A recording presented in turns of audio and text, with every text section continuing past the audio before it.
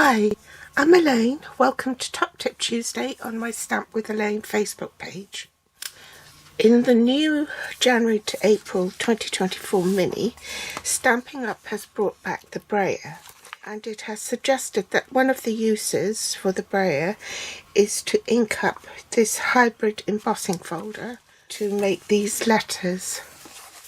Can you see the outline of the letters? So it embosses and cuts the letters out at the same time. This brayer is different from the previous brayers that Stampin' Up produced.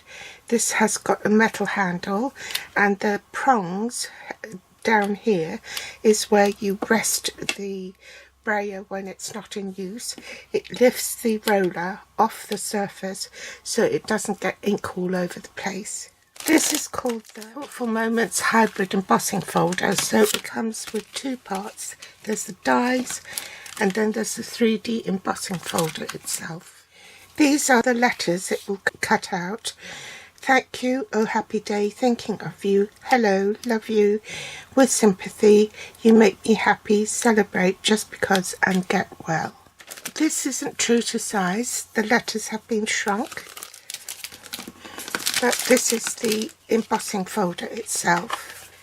Okay, so on the logo side you'll find that the die will slot into this. It will engage and it won't move. Then you put your cardstock on top of that and close this folder.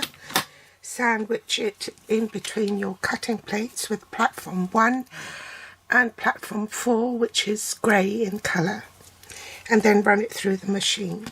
I simply cut an A4 sheet in half, and it's larger than the size you need, but what happens is that at least you've got a handle to pick up the cardstock without getting your fingers inky. If you don't want to waste the paper, you can always trim it afterwards. The die also includes some extra elements. There's leaves, little flowers, hearts, rainbow, and I think these are clouds. This brayer has lots of uses. You can brayer an ombre effect by using shades of the same colour or opposing colours, and it will blend seamlessly if you use the brayer. But you can also use it to ink up these hybrid embossing folders that Stampin' Up have brought out, and you apply the ink on the logo side. So when you're inking the roller up, you want these prongs face up, and you want to work your way across in one direction, not back and forth, so that there is an even coverage of ink and you won't get lines. Now I'm going to ink up my folder.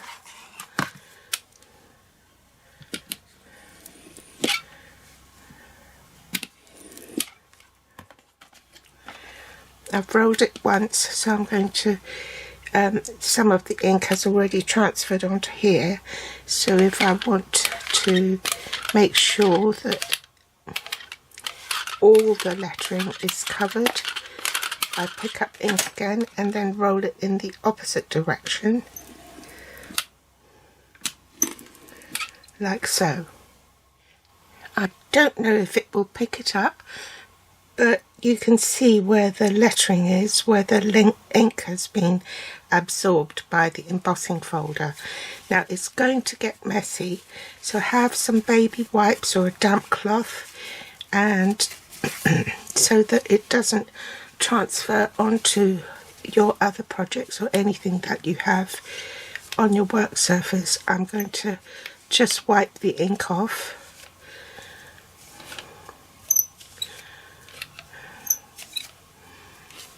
And while I go and emboss this,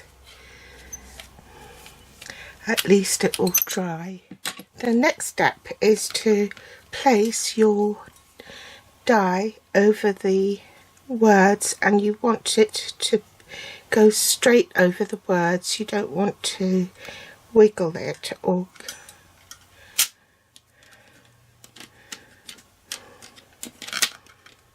no, that's sitting. Bring in my paper, and you want to leave that lying flat. Pop my paper on,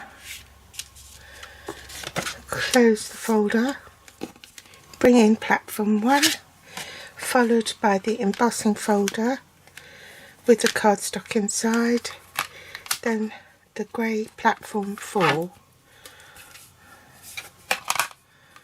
Okay. Another tip is that because the hybrid embossing folder is so thick, you want to make sure that the platform and everything, when you feed it into the machine, that there is clearance on either side so that the platform doesn't hit anything, because then it will make it very difficult to pass through.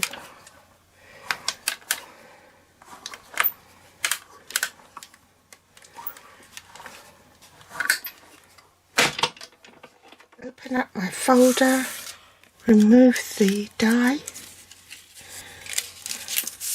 You may have to clean it because it will be inky.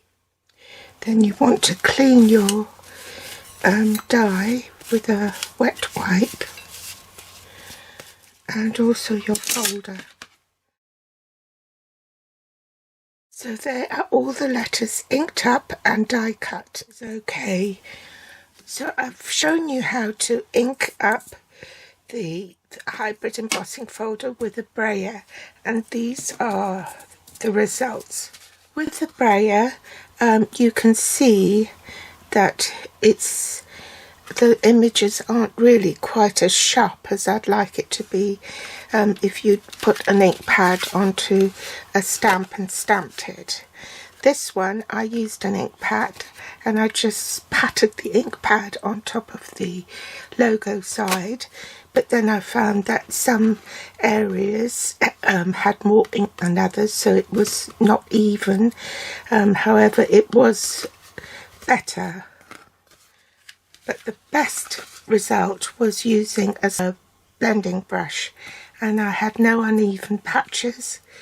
And I think that's the route I'll go, using a blending brush to ink up the hybrid embossing folder. So that's my top tip for today. You can use a brayer, and you'll have to do it in both directions to get a more even coverage, or you can use an ink pad, but that's hit and miss. So the one I would recommend is to use a blending brush to ink up your embossing folder. So that's my top tip for today. Thanks for joining me, and I'll be back soon with more tips. Bye.